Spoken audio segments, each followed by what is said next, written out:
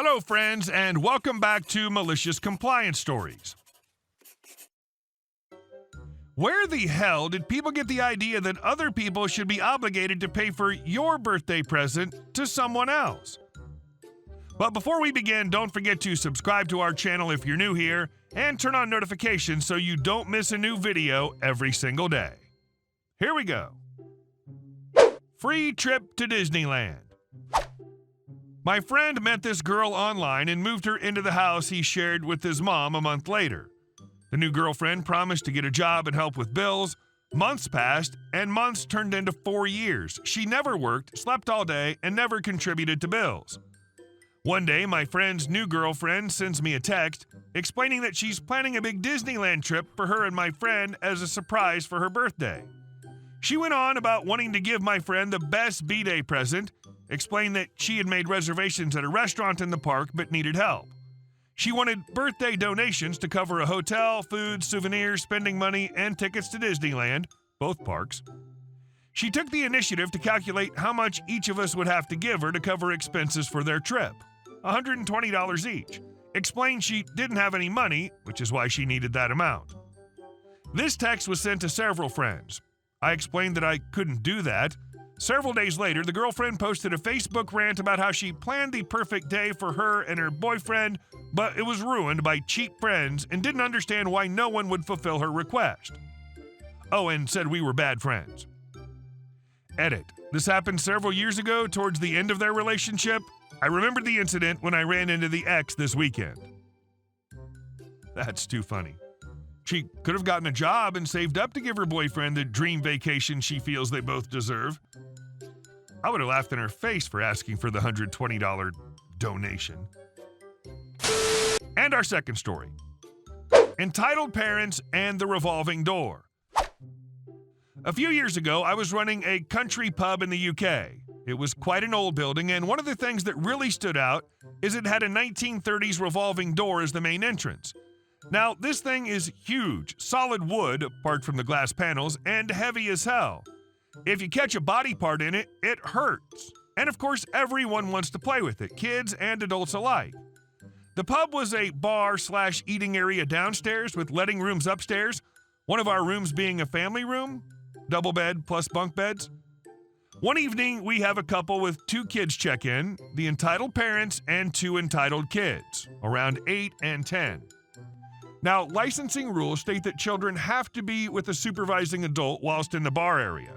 This is brought up in the guest info pack and on the booking form if you book online, which this family had. So imagine my joy when an hour or so after check-in, when the first 2 kids run downstairs on their own, no sign of mom and dad. First of all, they're running around the whole bar area, being in danger of knocking drinks over and getting underfoot of waiting staff trying to serve food. So I stop them and tell them politely that they can't come downstairs without mom or dad, and running around is dangerous. I offered them some coloring pads and crayons we have to keep kids entertained, and they go back upstairs. 10 minutes later, both kids are back downstairs because mom and dad want some alone time. They don't run around, but this time they've discovered the revolving door. Hooray. We're busy at the bar, so I can't go over right now, and the 2 girls start pushing the door, running around to see how fast they can get it. Not only is this dangerous, but it's also stopping customers from being able to use the door, which is bad for business. I sent a waitress over to ask them to stop, but that of course lasts 2 whole minutes. This time they're spinning the door while standing outside it and running into a compartment as it's spinning, and I'm thinking, oh God, they're gonna die. So I have no choice but to excuse myself from serving and go deal with them before disaster struck. I explained that they could hurt themselves with the door, and this time I escort them back upstairs to talk to their parents, who were locked in the room, so I have to knock on the door and wait with the 2 kids until someone opened the door. Of course, when the door is open, the kid's mother is not happy I've escorted her kids back upstairs. She and her husband want some time away from their kids, and she doesn't see why her kids can't play nicely downstairs.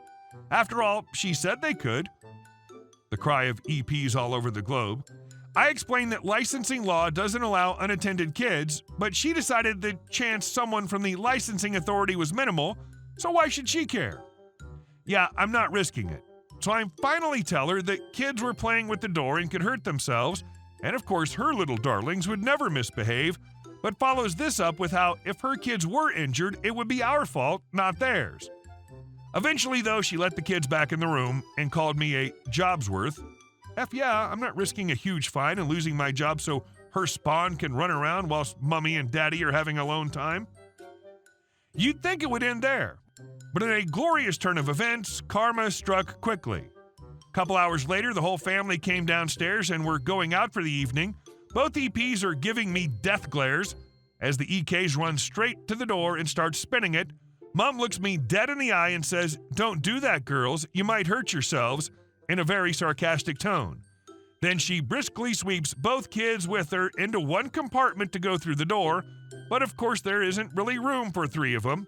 But Mom is so determined to flounce, she shoves the door and traps the oldest girl's arm in it. The girl wasn't badly hurt, but the crying and wailing made it sound like she was dying. And we offered first aid, but Mom was damn near apoplectic with rage. Not at us, but at the kid who's screaming that Mommy hurt her. Why? Eventually, the kid realized her arm had not, in fact, fallen off, and the family left to do whatever they were off to do, and all was calm again, until one of the regulars at the bar took a long swig of his beer and deadpans, "Well, you did warn her," and we all lost it.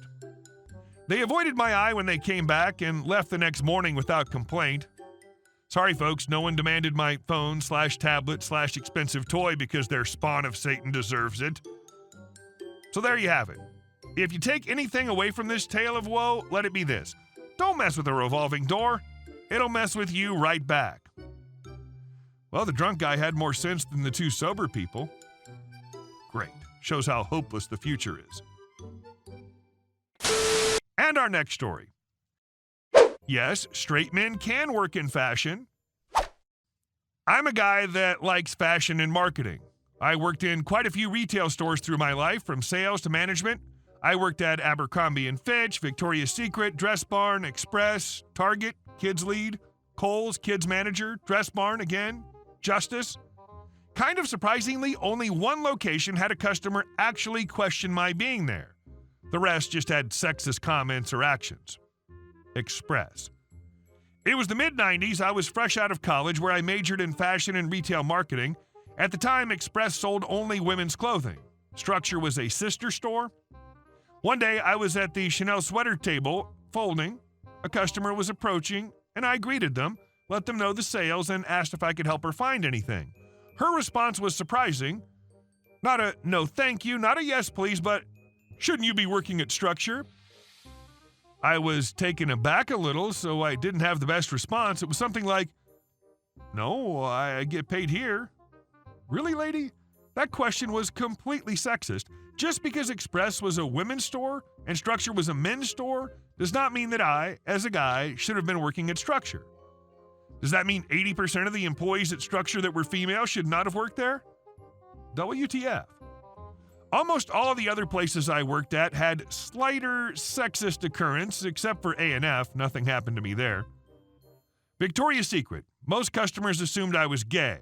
I'm guessing it was so they were more comfortable shopping with a guy. The store setup at the time was the classic brown wood late 1980s prototype, and there were 3 rooms front to back with alcoves on both sides, plus the bra room to the side of the back room. The fitting room was behind the bra room. I was always scheduled to work the 3 main rooms, but was trained as a fitter in case a customer did request help in the bra room. The fact that I was not scheduled in that area was not the sexism. It was the assumption of the customers assuming I was gay. How did I know they thought that? If another person was cashing them out, some would say, "The gay guy helped them." Not my name, not just the guy, but the gay guy. Okay, sure, whatever makes them comfortable. Kohl's. We had a policy of grin and greet within 8 feet, so if there was a customer near where I was working, or if I was walking through an area and saw a customer, I would approach. Since it was the kids department, always kids around, I noticed that when I would approach the moms or grandmothers, they would call out to their kids and say, "Stay by mommy," or similar. I had about 5 employees working in my department, all females. I actually tested it. I saw them approach the moms and greet them, not a word. A few minutes later, I walked by. I'd say over 70% of the time the call out would occur. It occurred similarly at Target. Dress Barn, assistant manager. A woman was looking at a display I'd built, but it was not near where the items were. I asked the customer if she would like help locating the items. She said, "No, thank you." Not even 10 seconds later, another assistant manager walked by. The customer says, "Miss, can you help me find these items?" Ouch. She liked the outfit I put together so much she wanted to buy it, but would not let a guy help her. Dress Barn, assistant manager, saw a woman walking around with an armful of items. I asked her if she'd like me to start a fitting room for her. Her response, "Could you get a woman to help me with that?" I should have responded to most with, "I do work here, lady. I'm more than capable in assisting you today." And our last story. Karen gets drunk and lights my neighbor's house on fire. Yesterday, my neighbor Karen got mega drunk, like multiple cases of beer drunk. I don't know what she was drinking, but she obviously had a lot, and this put her anger over the edge. A day before, I had an argument with her about the trash on my porch. She went with wood and fire starter to my neighbor's house, the one on the opposite side of her house than mine, and lit their bins on fire. This spread to their porch, and their entire home was alight. I'm a light sleeper, and living in a cul-de-sac, was woken up by the orange haze floating through my windows. I called 911, the whole shebang, witness report and everything. And as I went out with the 911 operator on the phone, this crapbag gives a confession. After a while, and as the fire department shows up, she realizes her mistakes. 1, she lit a house on fire, and 2, she lit the wrong house on fire. She's being charged with arson and the like, and everyone got out. There's a mother, father, and 2 kids who are in high school. Still feels surreal.